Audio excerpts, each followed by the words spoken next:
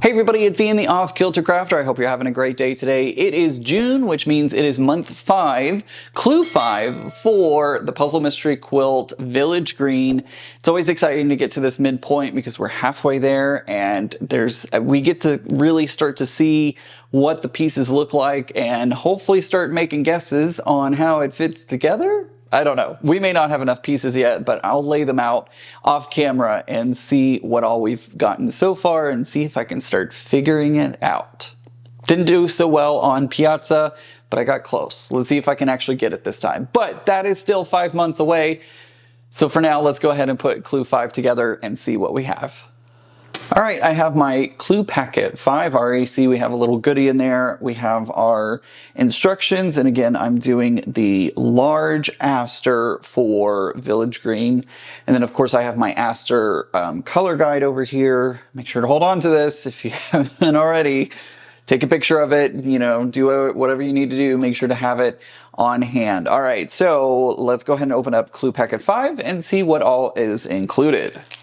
All right, the first thing that we got in our package, at least for me, you may have something different, but I've gotten a pen from Cotton Cuts, and it has one of the like stylus on it, so I can use it on a phone or tablet or something like that, so I can use that. Very nice. It's a rose gold, which is really pretty, so I'm not going to go on and on about a pen, but this is very useful to me, so I'm happy about that. I'm going to set it off to the side though for now.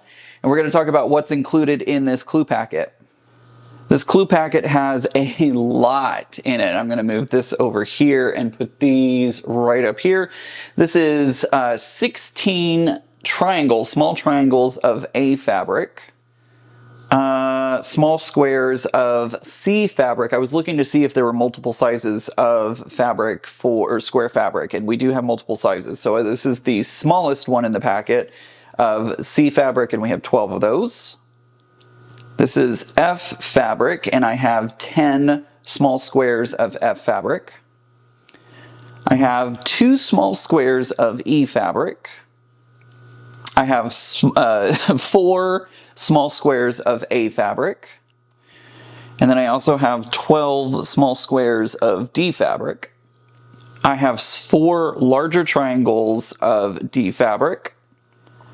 I have 4 larger triangles of B fabric. I have 2 large squares of C fabric.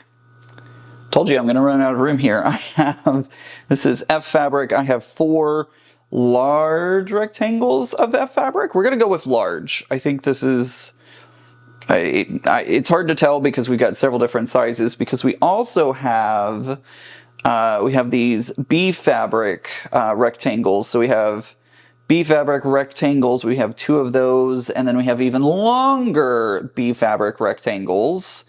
So I don't know if this is, let's say these are the largest. Okay, I'm gonna go with that. These 2 B fabric are the largest rectangles. Then we have medium rectangles of B fabric, and we have 2 of those, and then we have small rectangles of F fabric, and we have 4 of those. Sometimes it gets hard to like figure out what is what. I'm going to go ahead and put all of this fabric on the table next to me, and we'll get started with putting our clue together.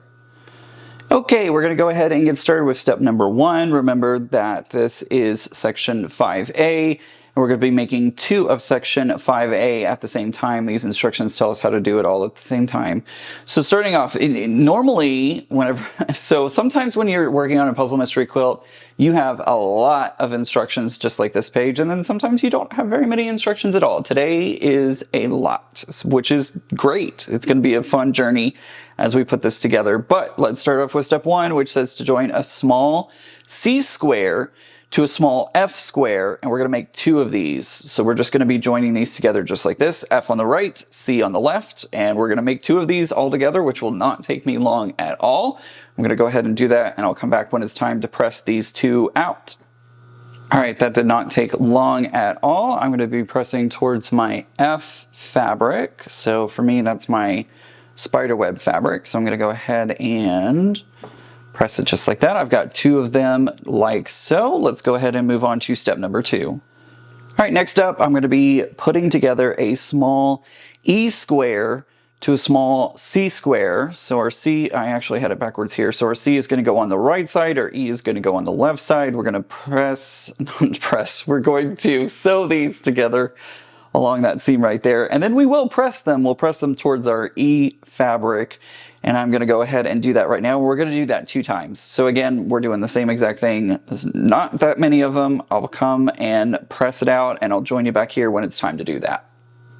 All right. I usually turn off the camera in between when I give the instructions and go sew and then come back to press. And my camera didn't even turn off. I took so little time putting these together that it literally did not have time to turn off in between me giving the instructions, going to sew, and pressing. Anyways, all right, so we've sewn those together. We're pressed towards our E fabric.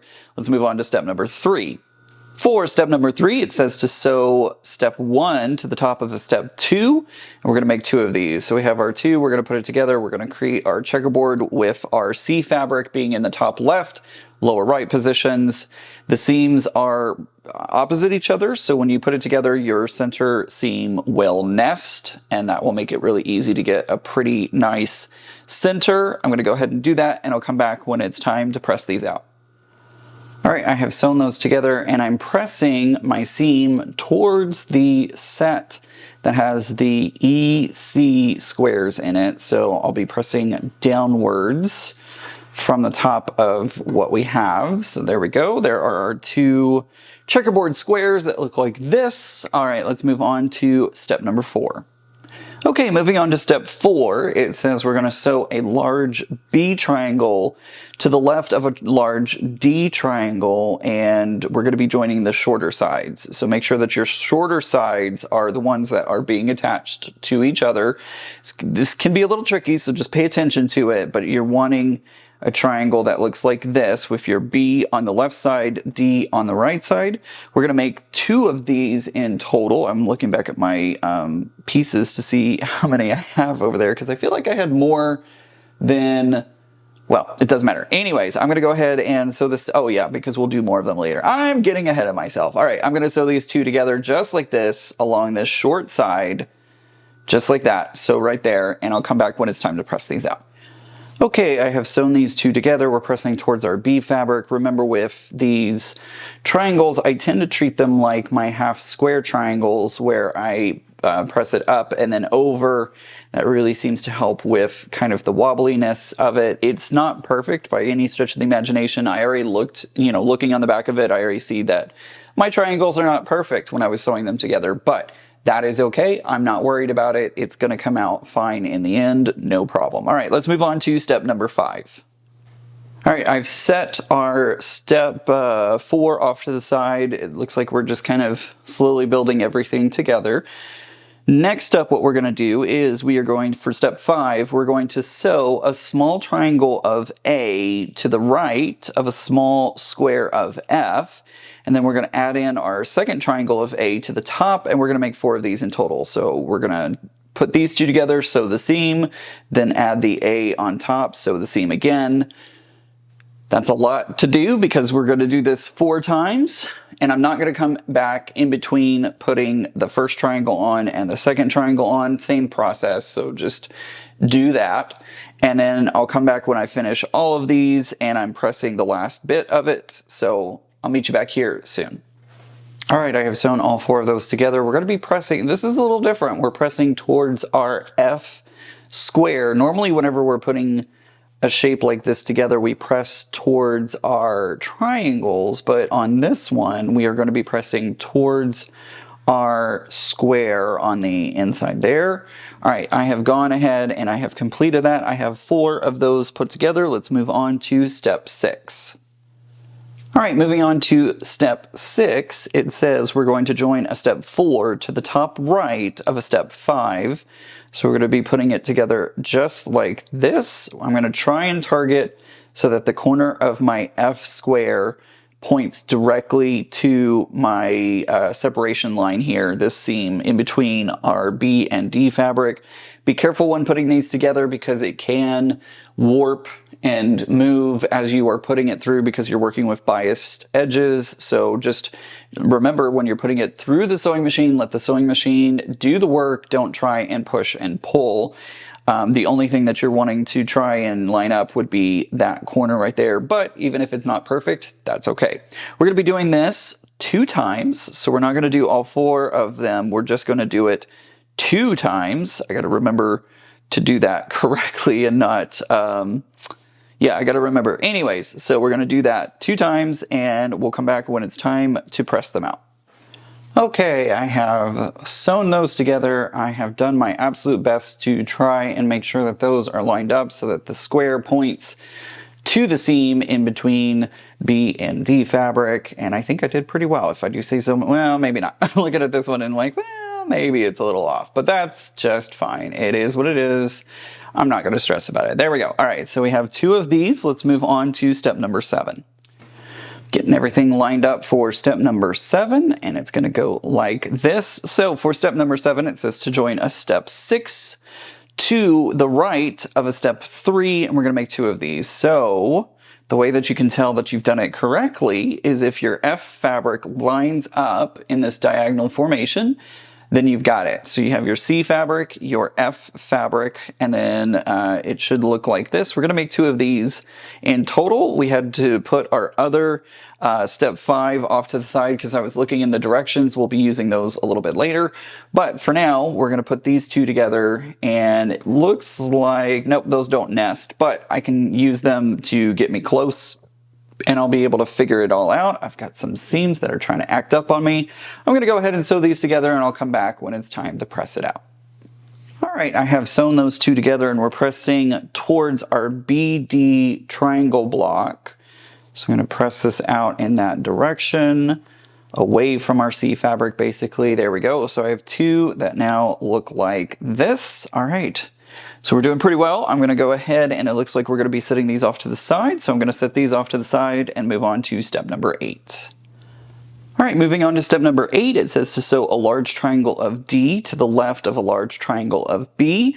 We're joining the short sides together. We're doing the same thing exactly that we did in step 4, except we are flipping the location of our B and our D triangles so that they line up like this. We're going to do this twice, so I'm going to go ahead and take my other triangles over the table, and I'm going to sew both of these together, and then we'll come back and join them for step number 9, and we're going to press them as well. So I'll meet you back here when it's time to press it out. All right, we are finished with doing that. We're going to, I'm losing track of my thoughts for a second. We're going to be pressing towards our B triangle. Again, I'm doing the up and over method for half square triangles because this seems to really help. All right, so there we go. There's our 2 step number 8. Let's go ahead and move on to step number 9. Okay, step number 9 says to join step 8, which is what we just made, to the top right of a step 5. We're going to make 2 of these in total. I almost said 4. We're making 2.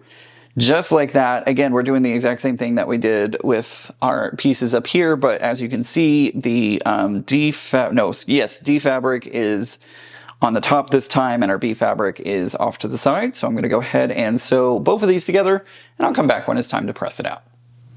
Okay, I have sewn those together. I'm once again pressing towards my BD triangles, and I think I did all right. I didn't get it quite lined up perfectly, but nothing is going to be perfect about this quilt, and that's fine by me. All right, so there are our 2 step 9s. Let's move on to step 10.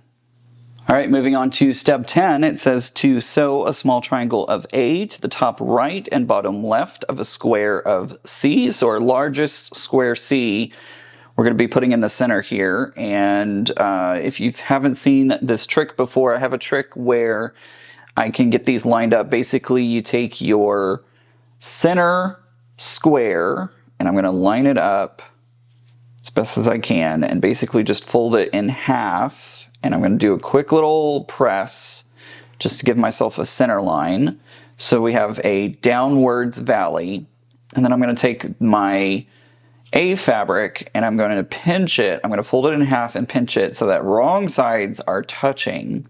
So I have a pinch right there that gives me a little marker that I can put in that little valley and line it up. and I'm going to sew across there. I'm going to do the same thing on the other side. When I finish with those sides and have pressed it outwards, I'm going to put it on the other two sides just the same way that you see here. And then it will be time to press those out once we do all that. So I'm not going to come back in between each pressing, but I will come back when I am finishing everything out. Do remember that we are doing this twice, so we're going to make 2 of these in total, and I'll meet you back here when it's time to do that final press. Okay, there we go. I have sewn all of them together. I had a little bit of boo-boo for half a second because I accidentally stacked the pink squares on top of each other, and I ended up sewing all kinds of things together incorrectly. It's fine. I fixed it, but Jack the Ripper had to come out for a few minutes, and there we go. All right, so I've completed both of those. We've made 2 of those. For step 10, let's move on to step 11. Okay, for step 11, it says to join a step 10, which we just finished, to the right of a step 9. And we're going to sew them together just like this. Our B fabric is going to be pretty much the main fabric that touches our step 10. So it looks like this whenever we're done. We're going to do that twice. I'm going to grab my other one here. We're going to do this twice, and I'll come back when it's time to press these 2 out.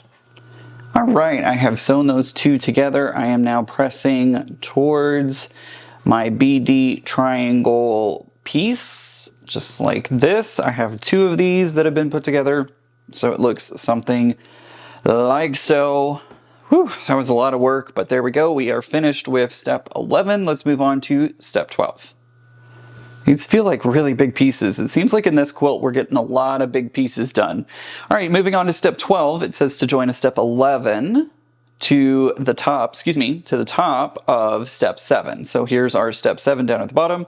We have our fabric forming that diagonal line, matching up. We have our A fabric triangles making that line. So if you've got that line, you've got it in the right place. These, I believe, are going to nest. Yes, so our center seam is going to nest, and that's a good place to kind of reference off of and figure out how you're going to fit these together. I'm going to go ahead and sew both of these together because we're making 2 of them. I'm going to go ahead and put these through the sewing method. Why did I say it like that? And then I'll come back and press this out. By the way, this is feeling very familiar. We have done something very similar to this before. I can't remember which clue, but I know we've done something similar to it. So let's go ahead and take this, do that, and I'll come back when it's time to press it out. As I was pressing this, I scared myself for a moment and thought that I had sewn it incorrectly, and you just got to rotate it. You just got to rotate it is all it is. All right, so I have completed that. We're pressing away from our C square with the A around it. So I've turned my piece upside down so that way I can press away from, what was that, step 11? Pressing away from step 11. And it looks like this when it's all said and done.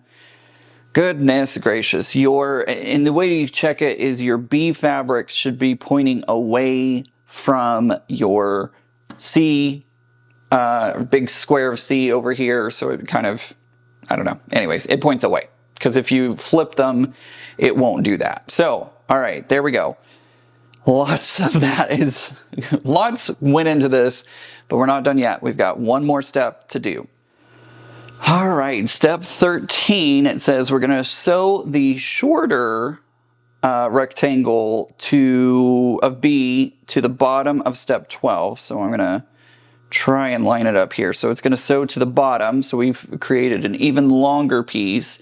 And then we're going to add the longer rectangle of B to the left. So we're going to put this over to the left side. And mine's a little short for some reason, but it is what it is. I was freaking out for a second because I'm like, wait a minute, this is short. It's not long enough. And then I remembered that there's going to be a 1/4 inch that gets pulled in whenever we're sewing the bottom one on. I had a freak out there, and then I had a realization. So everything's cool. Anywho, so we're going to put on our short one onto the bottom first, and then we're going to put the long one on to frame everything out, and then we'll be done with section 5A. Let me go ahead and sew both of those on to both of our clues so far. I'm going to go ahead and do that, and I'll meet you back here when it's time to press it out. Okay, there is our finished step 13. I have put on the bottom and then the side here. That that is it for this one. We are going to label this as Section 5A, Clue 5A. However, your way of labeling happens. You're going to put those labels onto this one. The other one's on the table because it is just too big to fit both of them here. But this is what it looks like when it's all said and done. I'm going to label it, and we're going to move on to Section 5B. But we're going to keep on chugging along. We're going to move on to Section 5B. We'll be making 4 of Section 5B, and these instructions tell us how to make all 4 at the same time. We're going to start off with step number 1, which says to join a D square to the right of an F rectangle. We're going to put these together just like this. We're going to make 4 of these, and it looks like we'll set it aside. But we're going to be pressing towards our D fabric, and I'll come and show y'all that when it's time to do that. I'm going to go ahead and sew all 4 of these together, and I'll be right back. Okay, I've sewn that rectangle of F to my D square, and now we're going to set these aside, it looks like, and move on to step number 2. Okay, moving on to step 2, it says to join a C square to the right of a D square, and then we're going to add in our F to the left. So F, D, C, and we're going to press towards the center here. We're going to make this 4 times. So I'm going to go ahead and sew 4 of these together. All right, I have sewn all 4 of those together, and we're pressing towards our center D fabric, so towards the center of that strip. Ooh, that was hot. That was very, very hot there. All right, so I have completed all 4. And again, we have our F, D, and C fabric just like this. It looks like we're going to be setting this off to the side, and we'll be moving on to step number 3. Alrighty, moving on to step number 3, it says we're going to join an A square to the right of a C square, and then we add the D square to the left. So it's DCA, and we're going to put it together just like this. We're going to make 4 of these in total, and I'll be back when it's time to press them out. All right, we have sewn DCA together, and now we're pressing out away from our C fabric, so away from the center, out towards our squares on the outside. There we go, all 3 of those put together. Let's go ahead and move on to our last step, step number 4. All right, here is step number 4, and what we're going to be doing is we're going to be putting all of our rows together. So we have our F and D at the top, we have our FDC in the middle, and then our DCA at the bottom. And if you've done it correctly, you'll see that your D fabric, it forms the diagonal, your C fabric forms the diagonal, and then you'll have this L of F fabric. And it says that we're going to, and it's funny because the instructions just tell us to sew steps 1 and 3 together as shown. So there's no order or direction as to which way you have to do it. So you could do the top row first or put on the bottom row. Doesn't matter as long as you're putting them all on as shown. I'm going to go ahead and sew all 4 of these together, and I'll come back when it's time to press it. We're going to be pressing towards the center row whenever we're done. All right, I have sewn all 4 of those together. I'm pressing towards my center row, just like that. Flip this over and stall for time. There we go. All right, so I have pressed all 4 of those towards the center. Man, this one took us a while, but it looks good. Let me grab the other piece. All right, there we go. We have completed our Section 5A pieces and then our Section 5B pieces. We are done with this. We're going to label them as such. And we are done with Clue 5. We are halfway there. It is always exciting when we've hit the halfway point because I know we get to see what it looks like very soon. And yeah, that's all I got for this month. And we'll, of course, be back next month for Clue number 6.